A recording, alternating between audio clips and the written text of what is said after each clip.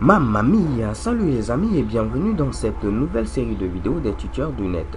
Je suis Honoré Mouanou et nous allons apprendre ensemble à utiliser l'une des librairies JavaScript les plus célèbres à l'heure actuelle. J'ai nommé jQuery ou tout simplement jQuery pour les amoureux de la langue de Shakespeare. Alors dans cette vidéo, qu'est-ce qu'on va voir? On va voir ici tout simplement comment télécharger jQuery et pouvoir l'insérer dans l'un de nos projets. Donc pour ce faire, c'est très simple, vous vous rendez au niveau de Google et vous tapez tout simplement jQuery. Normalement, vous devez avoir ici ce premier lien actif qui mène vers jQuery.com. Une fois que vous cliquez sur ce lien, vous allez automatiquement tomber sur cette page-là. Ok? Donc tout juste en bas, si je descends, on vous propose tout simplement ici une URL qui va vous permettre de pouvoir insérer jQuery au niveau de votre projet. Donc vous pouvez copier cette URL et la mettre tout simplement dans une balise script, comme si vous faites un lien vers un fichier JavaScript externe. À ce niveau, vous pouvez remarquer tout simplement qu'il n'y a pas ici de HTTP ni de HTTPS. En effet, cela va être fait dynamiquement au niveau de jQuery. Ok? Donc les différents slash qui sont ici seront remplacés au fur et à mesure si vous utilisez par exemple HTTP ou HTTPS pour votre requête. Donc nous allons faire autre chose. Nous allons plutôt ici télécharger jQuery en local. Parce que si vous faites tout simplement un lien via cette URL là, le jour où vous n'avez pas de connexion, ce sera un peu difficile. Ou si par exemple vous programmez ou vous êtes en déplacement dans un endroit où il n'y a pas de connexion, ce sera un peu difficile. Donc généralement tout programmeur a une version de jQuery en local sur sa machine. Donc pour ce faire, vous venez tout juste en haut et vous cliquez sur Download jQuery. Si vous cliquez sur ce lien, vous devez normalement voir apparaître cette page là.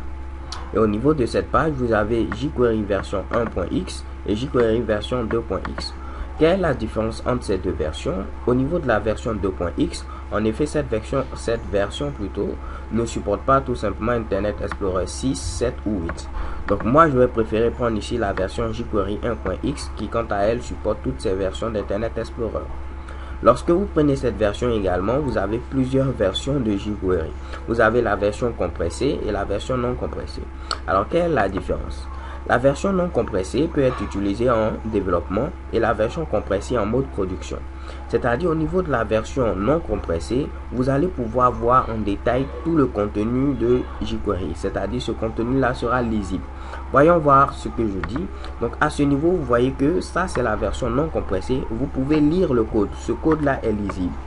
Mais lorsqu'il y a des espaces également dans le fichier pour améliorer la lisibilité, il va sans dire que la taille du fichier en sera affectée. Donc ici, ce fichier-là aura une capacité beaucoup plus grande que la version compressée de jQuery.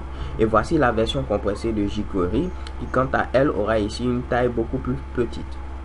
Donc moi, je vais prendre tout simplement la version compressée puisque nous n'allons pas ici avoir forcément besoin tout simplement de pouvoir voir tout le contenu de jQuery.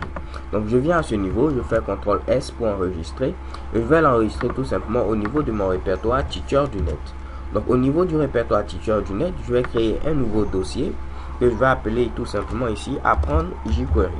Donc ici je mets Apprendre jQuery comme ceci et je valide avec Entrée. C'est à ce niveau-là que je vais enregistrer mon fichier jQuery.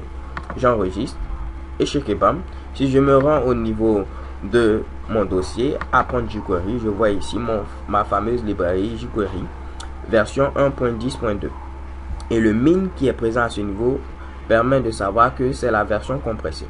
On peut voir que la taille est simplement de 91 kilooctets. Donc généralement je mets tous mes fichiers jQuery dans un dossier JS. Donc là je crée un dossier JS dans lequel je vais mettre ici mon fameux fichier jQuery. On va créer également pour terminer un fichier HTML. Donc je vais mettre ici index.html.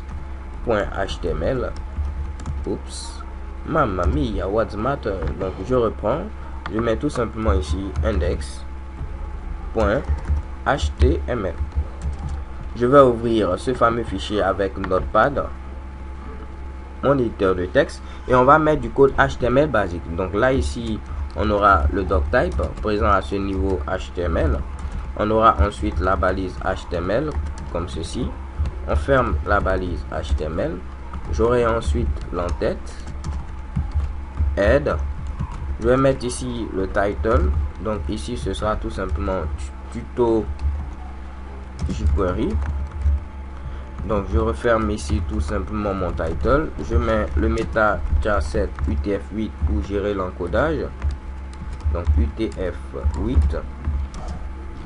Et pour terminer, je vais maintenant mettre ma balise script. Donc ici je mets script, je mets type, je mets ici quoi? Je mets texte / javascript.